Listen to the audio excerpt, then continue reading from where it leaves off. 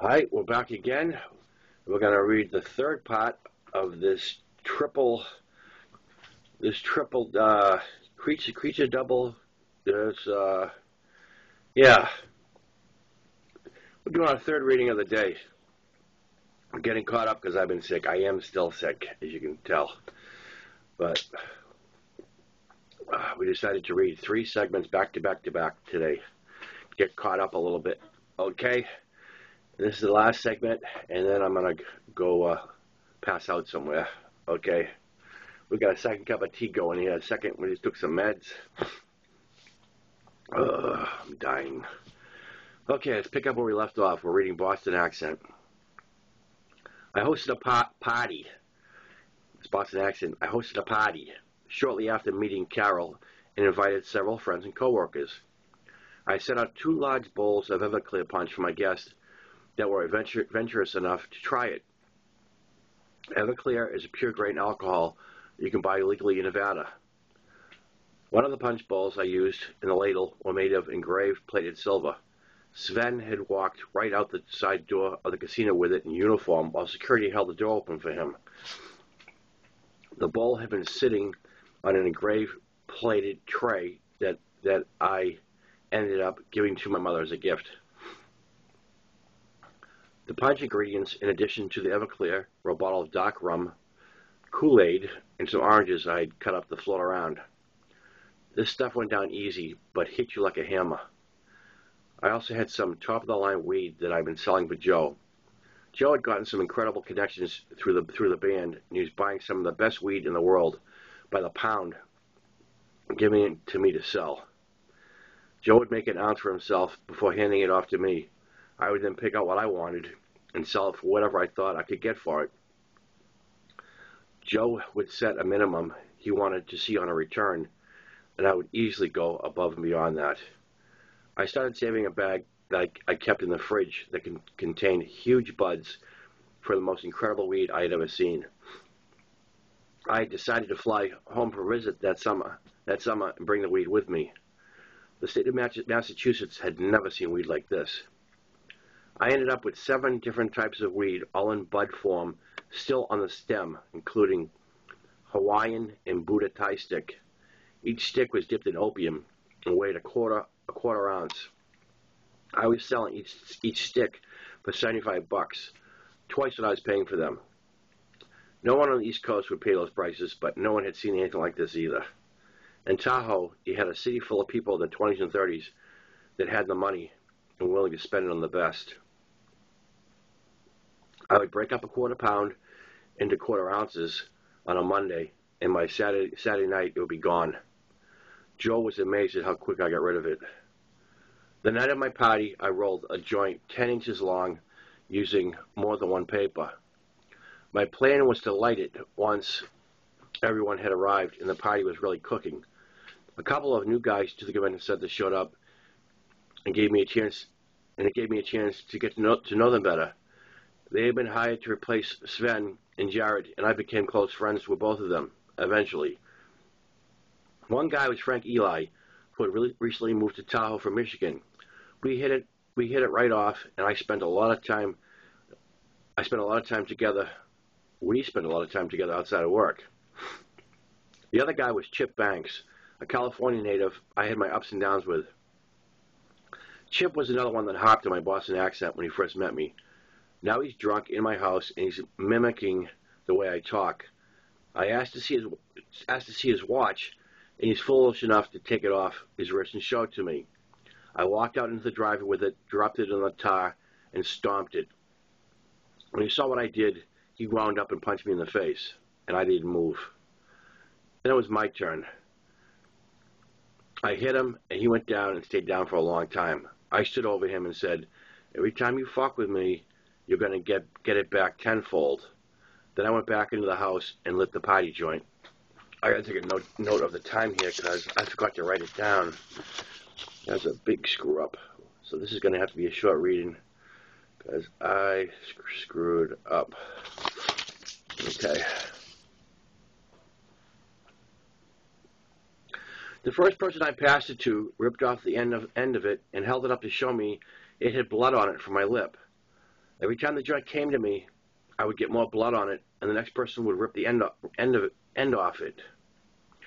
I found a pile of bloody ends in the ashtray the next morning. Carol showed up after midnight, having told her pit boss she didn't feel good.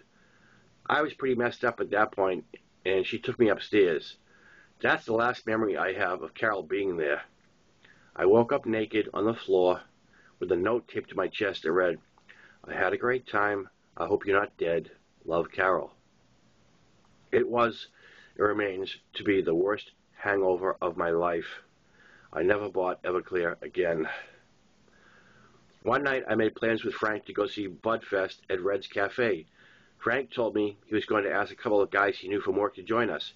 They'd pick me up at my house, and we drove the 2 blocks to Red's and parked up back in the post office parking lot next door. That night, Budfest put on a great show, and I went backstage to congratulate them before heading to Frank's car. After telling Joe and Dirk that I would see them at the house, I headed out to Frank's car figuring they would be waiting for me. I spotted Frank's shit brown Maverick parked right behind the post office and headed over to it.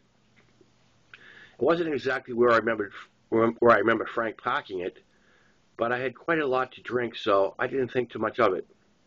As I walk up to the car, I can see that it's empty, which I think is odd considering I had given them a 10-minute head start while I was talking to the band. I check the passenger door, and it's open, so I get in.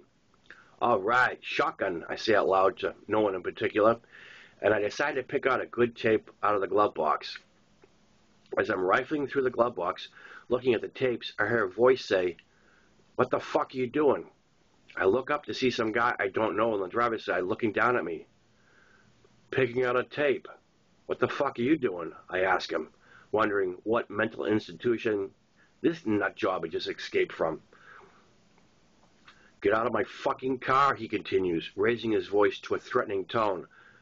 I was starting to get mad as I raised my voice and said, "This isn't your fucking car. It's my friend Frank's car, so take a fucking walk, asshole."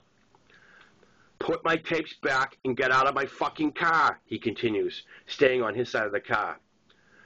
"These are Frank's tapes, and this is Frank's car, and I'm Frank's friend, so fuck off." I yell back at him, and he is really getting on my last nerve at this point. I sure wish Frank would hurry up and get out here so I can get away from this jerk is all that's going through my head. That's when I hear Frank's voice coming from behind the car. "Hey, Nino, we're over here." I look out my window to the side, and I see Frank sitting in his car with the guys he brought from work, and they're all laughing. "What the hell?" I say out loud as I put the tapes back in the glove box and get out. I take another look at the car I'd been sitting in, and it was the same make, model, year, and color as Frank's. "Holy shit," I said, backing away from the car, while the owner continued to glare at me. "I'm sorry, man. Look, it's the same damn car." "My mistake," I said, half laughing, half sincerely apologetic and embarrassed. "You're lucky I didn't shoot you," he says, not caring that it was an honest mistake, and still mad as hell.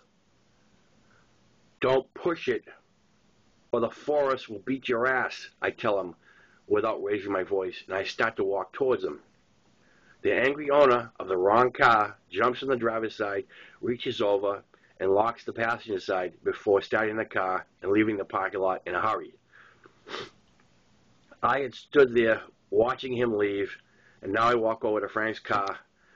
As I walk over to Frank's car, the three of them are in hysterics. Frank is laughing so hard he's crying. I jump in the back seat and sit there watching them howl, and I say to Frank, "Go ahead and laugh. He's got better tapes than you." This just makes them laugh even harder. The next day, the story was all over the casino. I still cringe to this day when I hear the word Maverick, which makes watching Top Gun impossible. Okay, this next segment is going to be too long to start, and we've done 3, and I feel like dog crap on a hot summer day. So we're going to pick up tomorrow. Hopefully tomorrow I'm going to feel better than I do right now, which isn't good at all. Well, we did some reading. You probably can't see because my arm's in the fucking way. We did some reading. So it's better than not reading at all. All right. I'm Mark Mattioli, and the book we're reading is Boston Accent, and it's available at Amazon.com. And God willing, we'll do this again tomorrow. Ciao.